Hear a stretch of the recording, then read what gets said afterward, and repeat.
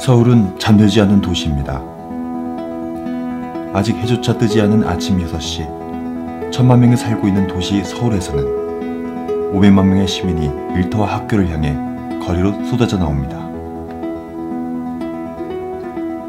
24시간 움직이는 이 도시에는 250만 대 자동차가 있고, 이 자동차들이 내뿜는 배기가스 배출량은 24만 5천 통, 한 사람당 23kg가 넘는 양입니다. 서울 시민 10명 중 2명은 환경성 질환으로 고통받고 있습니다. 그뿐일까요? 서울 시민들은 2만 가지 이상의 화학물질에 노출되어 있습니다. 매일 아침 사용하는 화장품, 세제, 향수, 항균제 같은 개인 위생용품부터 장판, 벽지, 시멘트와 페인트 같은 건축자재까지 우리를 둘러싼 거의 모든 것들이 화학물질이라고 해도 틀린 말은 아닙니다. 어느 것 하나 화학물질로부터 자유로운 건 없습니다. 이렇게 생각하는 분도 있을지 모릅니다. 그런 거 다 신경 쓰면서 어떻게 살지? 당장 아픈 것도 아니고. 이게 나랑 무슨 상관이지? 과연 그럴까요? 이대로 괜찮은 걸까요? 네. 어른들은 괜찮을지 모르겠습니다. 하지만 어린이들도 괜찮을까요? 서울의 한 어린이집을 찾았습니다. 장난감, 학용품, 장판과 벽지 모두 화학물질을 가지고 만든 제품들입니다. 하루 종일 화학물질과 살아갑니다. 우선 대표적인 환경 호르몬 프탈레이트에 대해 알아보도록 하죠. 먼저 어린이집 내의 먼지를 포집합니다. 먼지에는 아주 많은 단서들이 숨어 있습니다.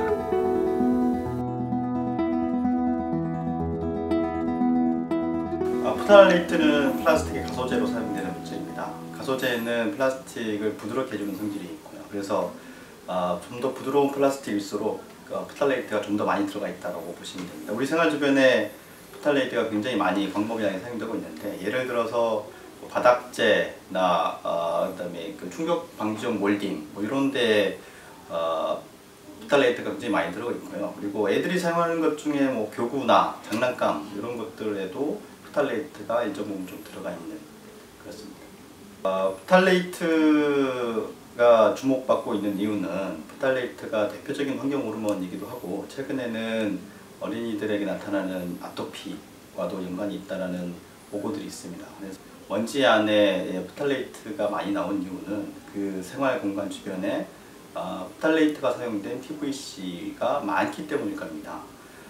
왜냐하면 프탈레이트라는 것이 PVC를 만들 때 그 제품 안에 단단히 결합되어 있는 것이 아니고, 이것이 계속해서 만들어진 이후부터 계속해서 공기적으로 나오기 때문에 먼지와 결합되어 있어 이 실내에 오염되어 있을 가능성이 매우 높습니다. 노동환경건강연구소의 선행연구 결과를 바탕으로 원인을 좀 더 자세히 찾아봤습니다. XRF는 저희가 사용하는 건 휴대용 XRF를 얘기를 하는데요. 우리만 아니라 전 세계의 많은 시민사회단체, 정부기관에서도 XRF를 이용을 하는데, 주된 목적은 제품 내에 있는 중금속을 확인하는 겁니다. 가장 많이 나온 것은 역시 바닥 장판이었습니다. 그리고 어린이용 가방, 그리고 매트류. 이것들의 공통점은 아마 느끼셨을 겁니다. 뭐냐면 부드러운 가죽 재질, 인조 가죽 재질로 된 것들이다라는 거죠. 즉 인조 피혁 또는 바닥 장판류들 이런 것들이 PVC 재질이었던 것이고, 그리고 어린이용 장난감류에서는 일부 PVC 재질들이 또 확인됐습니다. PVC가 워낙에 안 좋은 것이라서 그렇습니다. PVC 제품은 저희가 이번에 조사를 했더니 PVC가 아닌 것에 비해서 납의 경우에는 한 2배 고농도 납 함유량이 좀 있는 제품들이 비율이 높았고, 카드뮴은 한 7배 정도 높았습니다. 어린이 장난감류에서도 많이 검출이 됐습니다만, 조금 더 빈도가 높았던 것은 우리 어린이집 아이들이 들고 다니는 가방, 그 다음에 내장재류, 장판이라든지 아니면 블라인드라든지 이런. 엄마들은 불안합니다. 당장 어린이집에 가서 장판을 뜯어내고 교체해야 하는 걸까요? 집에서만은 아이들에게 안전한 제품을 쓰게 해주고 싶습니다. 깨알 같은 제품 성분 표기를 읽어봅니다. 자, 저 라벨을 꼼꼼히 읽어보면 좋은 제품을 찾아낼 수 있을까요? 친환경, 무해, 유기농 이런 광고 문구가 크게 적혀있고 다른 제품들보다 좀 비싸면 안전한 제품일까요? 지금까지 그렇게 고르지는 않았습니까? 엄마들이 모였습니다. 아이들이 쓴 제품의 성분 표시는 제대로 되어 있는지, 그리고 그 성분 표시를 가지고 안전한 제품을 찾을 수 있는지 알아볼 겁니다.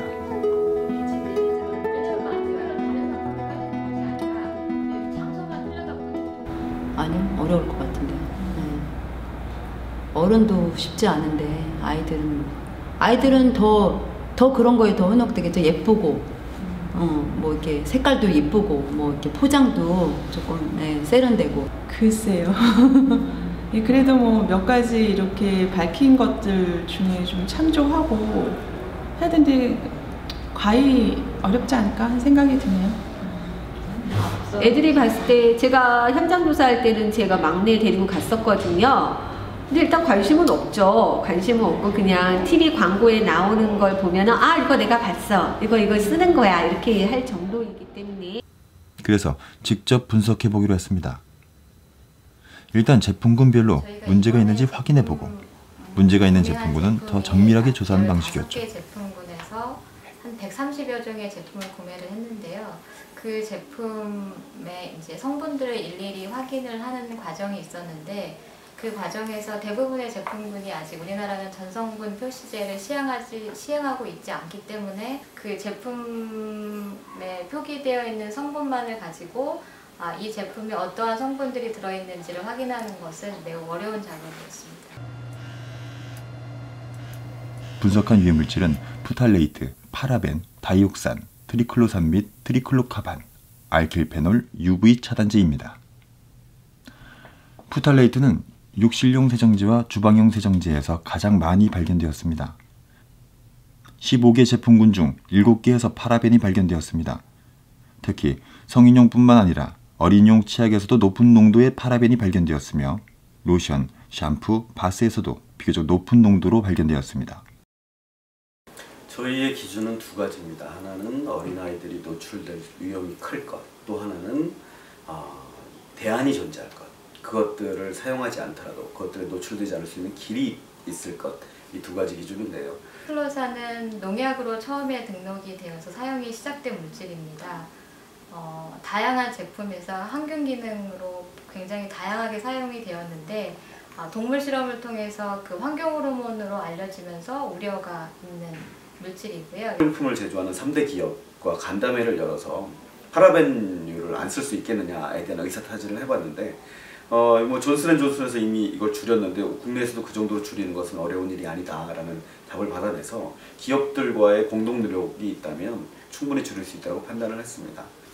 PVC는 PVC 자체보다는 그 안에 첨가제로 사용되는 프탈레이트나 납, 카드뮴이 중요한데요. 프탈레이트는 이제 환경 호르몬으로 잘 알려져 있고요. 그리고 납 같은 경우는 아이들의 지능을 떨어뜨리는 것으로 잘 알려져 있고 카드뮴 또한 독성을 가지고 있는 금속입니다. 1920년대 미국의 한 과학자가 휘발유에 약간의 납을 첨가하면 자동차의 성능이 월등히 향상된다는 사실을 발견합니다. 놀라운 발견이었습니다.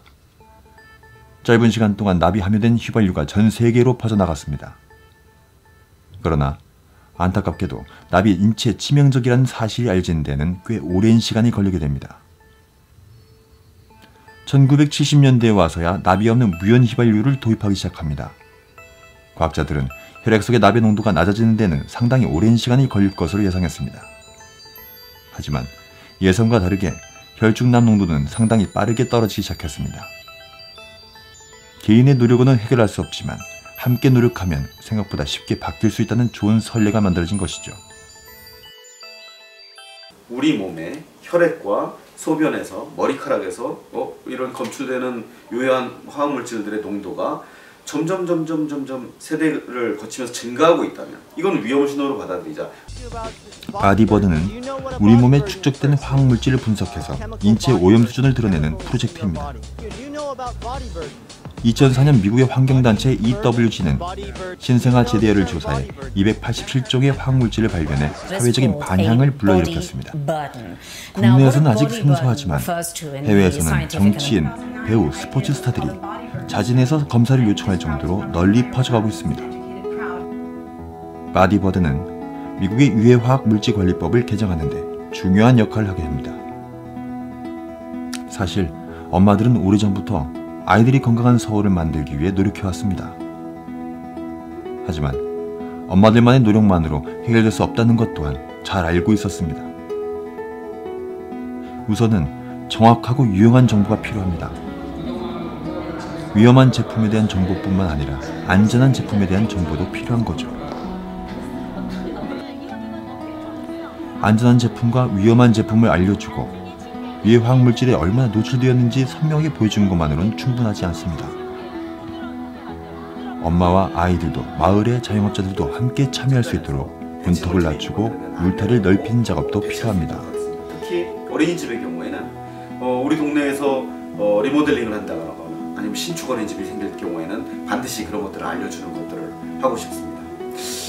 이렇게 아이디어들을 갖고 오는 겁니다. 마을 단위에서 시민들이 실천할 수 있는 그런 어떤 액션을 함께 모색할 수 있는 그런 생산해주는 제품으로 생산해주는 기업들이 많지 않습니다. 그리고 어린이 용품일수록 대안에 대한 기준이 만들어져 있지 않은 것들이 있습니다. 서울시가 나서서 안전한 제품의 기준을 만들고 이 기준에 부합하는 제품들을 생산하려고 하는 생산자들과 손을 잡아서 당신들이 이런 제품만 만들어준다면 서울시의 학교에, 어린이집에, 그리고 서울시 학부모들에게 서울시가 나서서 보급하는 일을 하겠습니다. 물류를 지원하겠습니다. 라고 나서줘야 대안의 길이 크게 열릴 것 같습니다.